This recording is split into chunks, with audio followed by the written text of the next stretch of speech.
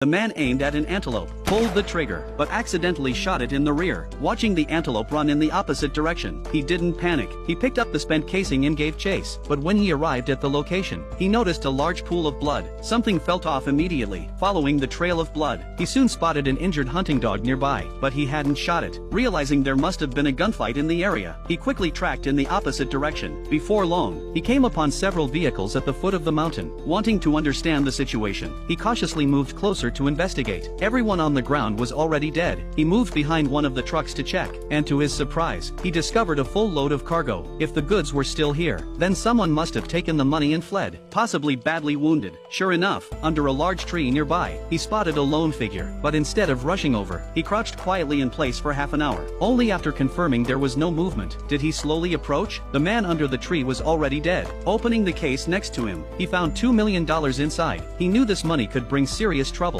but how could anyone walk away from cash in hand? He immediately picked up the case and left. He arrived at a roadside motel, carefully hid the case inside the air vent of room 137, then deliberately checked into the neighboring room 138. At that moment, a hitman had already followed him. The killer locked onto room 137 as his target, removed his shoes and crept closer, then used a captive bolt gun to blow out the door lock. He started firing indiscriminately. Suddenly, he saw a hand in the mirror. Someone inside was begging for their life. Calmly, not wanting to stain his clothes, the hitman closed the curtains.